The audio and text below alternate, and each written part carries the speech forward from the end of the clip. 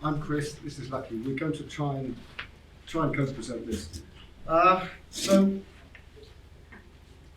the title is kind of complicated, isn't it? And I'm not sure we've quite got there, but we'll just give an overview of what this programme has been about, and then explain what we're attempting to do at the moment.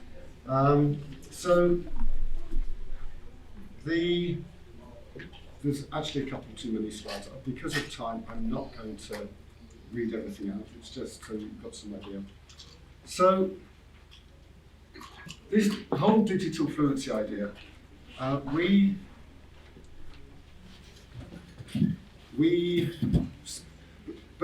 recognise that we have something of a digital literacy issue amongst our students, and as a consequence of this, we designed, developed a really very basic sort of manual, step by step, on some of the fundamentals.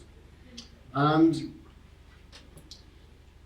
it ended up that we started off with students, basically, which would be our 23 to sort of 40-year-olds. And that's where we started, and then it became engaged. So one of the things that we noticed, and this is particularly with students and what have you, but at this point we were not involved with the schools, is that in South Africa, lots of people love social media. They love the computer. They can get specials or something like that from Pick and Pay or what. They can find all that type of stuff. But when it comes to the more focused academic stuff, things like the search words. Well, what are the key words you're looking for, this type of thing? So in other words, we see lots and lots of people using the telephones, all that stuff, but how useful is it to their studies and this type of thing? So then the other issue, as time went on, this South African digital divide story, where we are is extremely pronounced. On the campus where we are, everyone has a Wi-Fi access and this type of thing. And the university used to give out laptops. I'm not sure if they're still supplying them. The point is that the university has done a lot, especially since COVID, to really push up access to computers and so forth. But you step outside of the university, it's a totally different story. So, in other words, yes, we've got computers, we've got the technology in theory, but the divide is such that actually it remains highly. Yes, it is unequal, I would say. So, just to give some sort of context, this small idea has grown largely thanks to Lucky here, and we're now currently working in urban, peri-urban townships. In other words, we're working with schools all over the place at the moment. So, and we'll explain just a bit more about this. So, just to recap, this whole thing started off during COVID, and this was largely down to my intolerance. At this time, I was sitting at home like everyone else, sort of thinking, oh gosh, here we are. And I kept getting stuff from students. I do quite a lot of postgraduate supervision. And it just became so frustrating that I would do one chapter for somebody, and actually the silly things like line spacing or full stops, or the things which they should be getting right at this point, it was not happening, and people didn't seem to recognise that their work will get kicked back unless they actually fix these basic things. So because I got so bored of emailing people saying, remember to do this, I started doing small packages relating to things like full stops, or, well, actually not that basic. Line spacing, very silly minor things. And eventually I suddenly thought, this is crazy, why don't I just put a whole package together? And it's actually fairly comprehensive, but I'm not a computer geek, I'm not a nerd.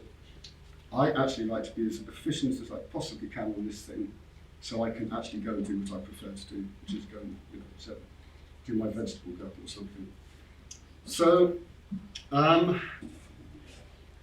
it became quite comprehensive, and I was getting nice feedback from the students. So I then shared it with Lucky's lot at the Innovation Hub, And I said, look, we've got this thing. Is there somewhere, is there a space we can use this for in terms of something engaged? And it was really as simple as that we'd got this program, excuse me, I'm struggling with allergy. I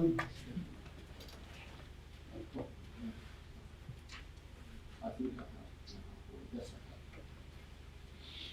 I have. So,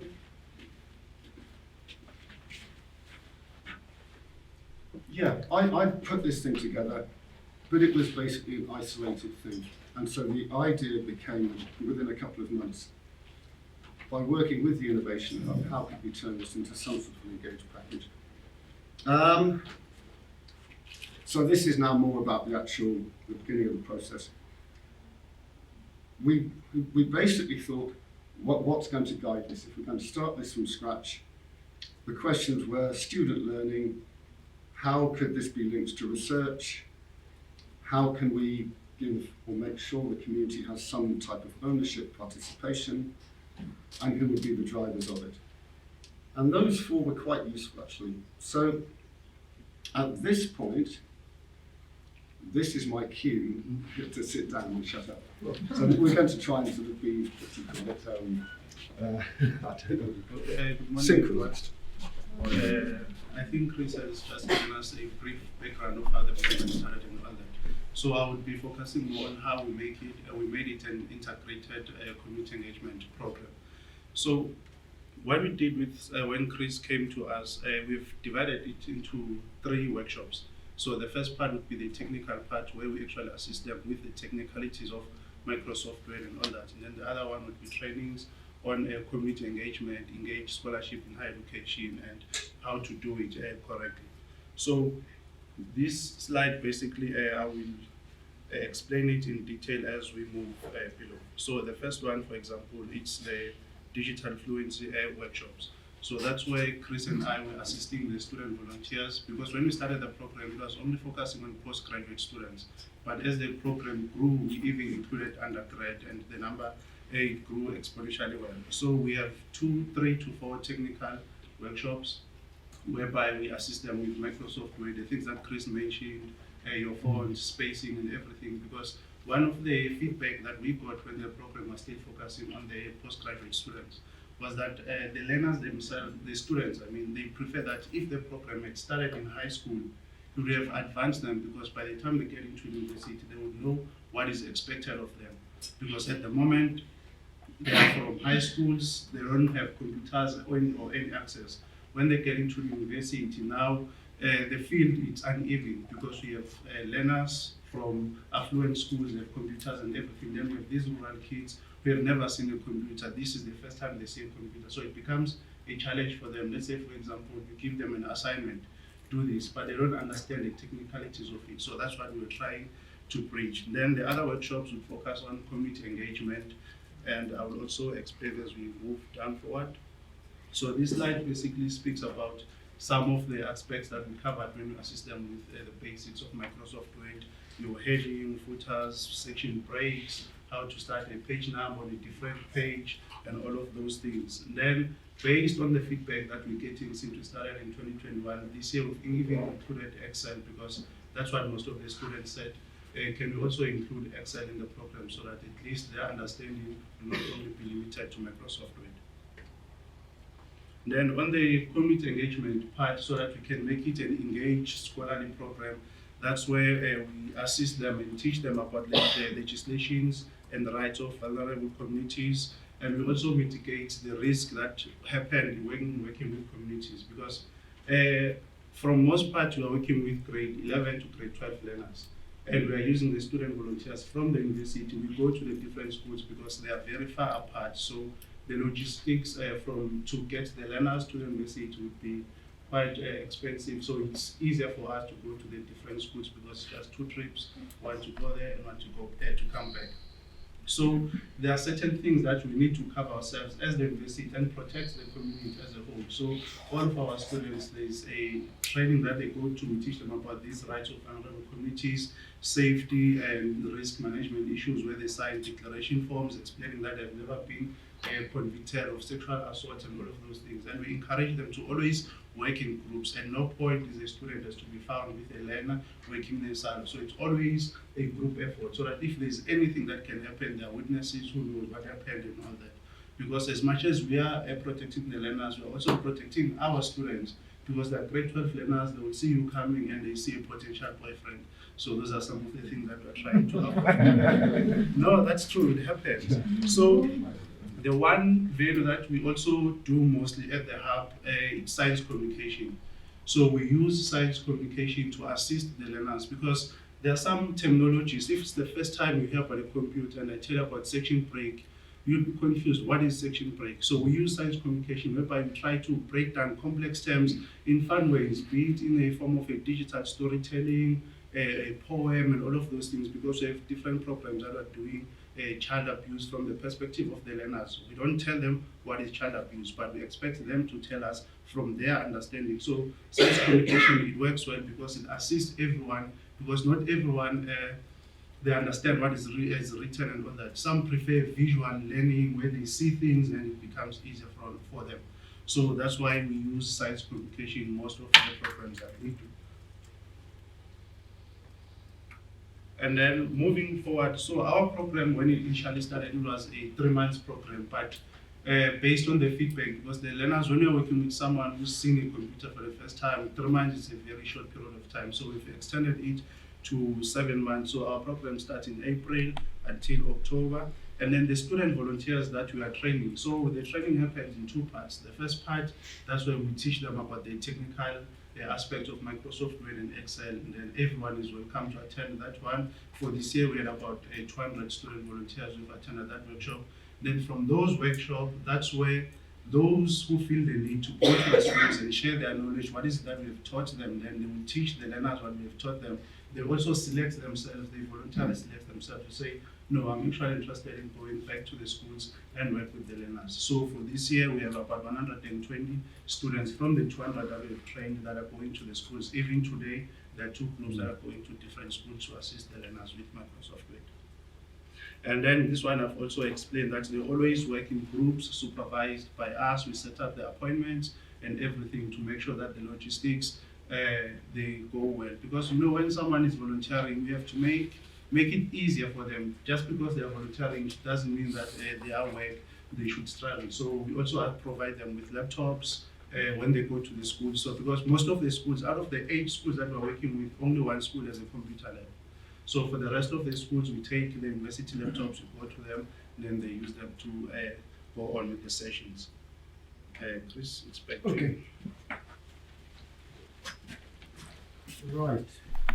So what we're currently doing, alongside what Lucky's doing in terms of the work with the schools, is we're now sitting on somewhere like 3 years or something like that of feedback from students and from the schools and what have you. So, and this is where my ears picked up yesterday when Di was saying that there's now some sort of qualification in engaged scholarship. And so our context is different in terms of the engaged context is different. What we need, if you like, to tighten up and I think we're all using this expression of engaged scholarship or community engagement as 5 minutes, right? I'm going to be like Darren and get on the telephone. We're all familiar with the concept of engaged scholarship, I think now. At least we're familiar with the words. From our point of view as a university or as community engagement people there, what does this really mean? How do we translate this into a more, I don't want to be rude about the stuff that the Innovation Hub has been doing, but how might we actually improve it or refine it? So we thought, we've got a lot of information here. Let's go through all of these reports and things, the feedback, and see what we can do using basically a fairly standard thematic analysis. So, we might have bitten off a bit too much of the week, but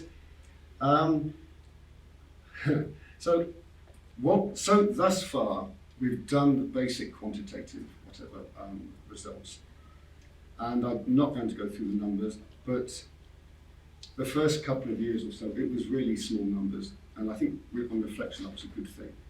And last year, how much? 720 school learners, and I think it's pushed up a bit more this year. So it's kind of gone a bit mad, and so the numbers, they look great, but whether it's logistically feasible to sustain is another story.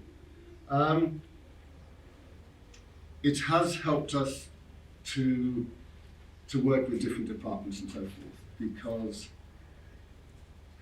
again, I come more from the social sciences side of things, and if we get the more proper science people in, it has helped as well.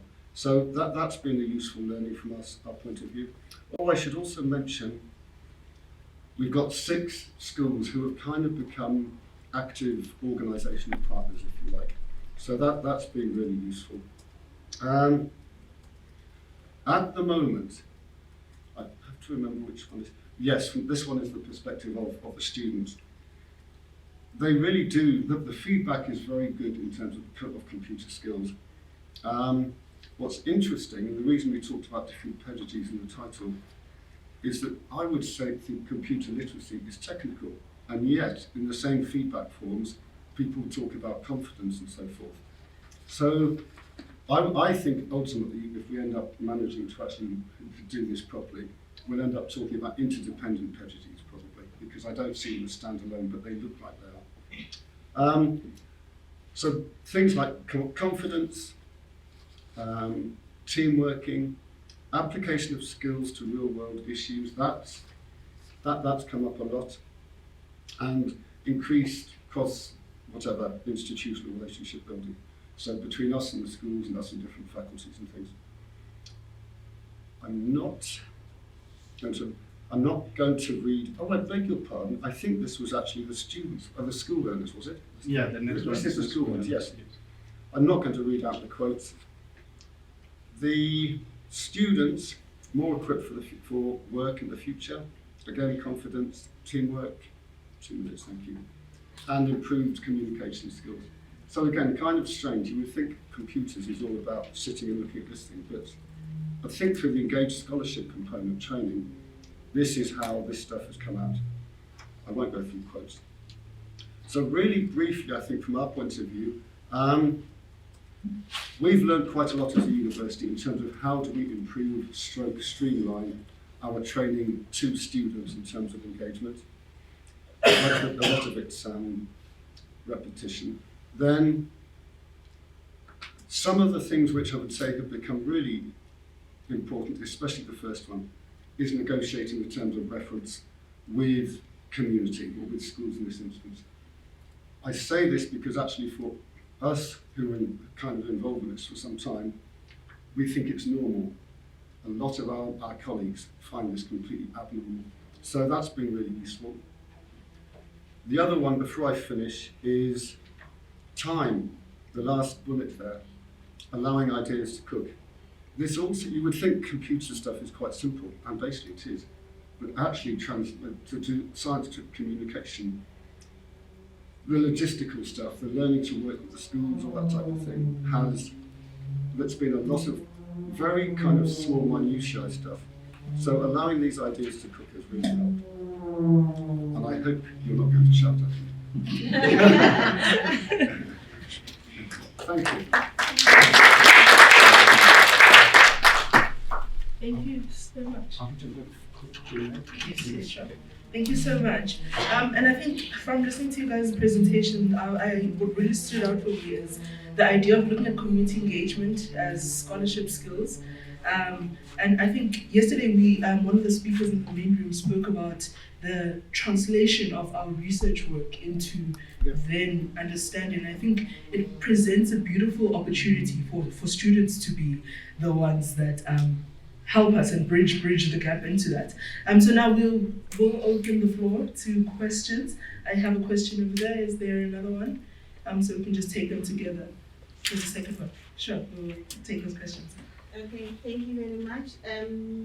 As an ex-student of the University of Limpopo, I'm very excited about this project, and I think it's a very good project. But my question is, I'm interested in the sampling of the schools, knowing the demographics of the students there, and whether, like, how did you sample the schools, and whether you have plans to extend, because this is actually a provincial problem. Yes, you're Yeah. right. So I'm interested in knowing whether you are, what is your dream going forward in terms of extending the program to other areas as well, not just areas Yeah. around the Sure. Let's just listen to Sure. Whichever. Yeah. Okay, thank you so much. I don't want to waste a lot of time also. I'll just go through the same lines that you used. I'm from the province. So it's a personal thing. So it's a very personal thing. And I think I have to commend you for the good work that you are doing. Look, the issue of digital divide, it's an issue that has been gaining currency in the past. Maybe, let me say that it gained more momentum after COVID or during COVID and all that. For sure. And universities like Rhodes that are historically white, they're currently facing the same issue, where they're drawing students that historically were not allowed to come into the system. Now they're into the system from Tata, KZN, Limpopo, and other areas. And they cannot even do what you're saying that you're trying to achieve with this project. So I'm actually impressed with the kind of work that you do, and also it reminds me of a similar project that the Community Engagement Office have about computer literacy and all that. So, but all in all the best of the project. I'll try and answer the second part of your one, and I'm going to ask Lucky about the schools. But I always ask you to do difficult things. The dream, how big can it get? To be absolutely honest with you, that is really tricky because in my opinion, this is not necessarily the project opinion, the amount of learners already is, I think given our very limited resources in terms of people and so forth, I don't see how we could easily do much more. So I think we've kind of hit a ceiling for now, unless we make a different plan. But that's maybe Lucky disagrees. As for how we found the schools, Lucky knows more about this. Okay.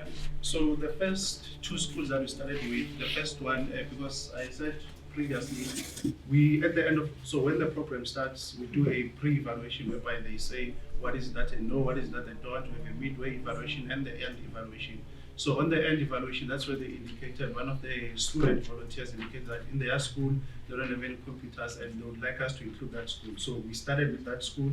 Then the second school, on the presentation, there was Dr. from the Social Sciences Department, Social Moleculars and Life Sciences. So he also runs an NGO and then also recommended two schools from his side. Then that's how they were included. So from this year, we got funding from Bank Sita to fund 80 learners. So that was 4 additional schools to make the total of 6. So that's how. So based on the evaluations that we get, and as Chris has mentioned, based on capacity, then we can take as many schools as we can. But the issues is capacity and the logistics, because most of our schools, they're very far apart. Yeah. So there is room for improvement and extending it dependent on those two factors. Thank you. Thank you so much. Sorry, I want to ask a question. So often students, volunteers, expect some kind of stipend Problem. or meals, and that always becomes a stumbling block for us, especially at our university. So I just want to know, how do you navigate that aspect? Okay, I'm glad you asked that question. So we've got to be quick. okay. Yeah. So there are two things. One, we are through the issue of meals and everything is a challenge. So what we do, we offer two things in our office. Number one, it's the community engagement certificate, but there's a criteria that you need to meet: submission of evaluations, attending all the things. And then the other one, it's a letter of recommendation to a future employee. So even if 5 years from now they request a letter of recommendation, we always write a letter of recommendation to them, stipulating what is that they did in the program. So that motivates most of them.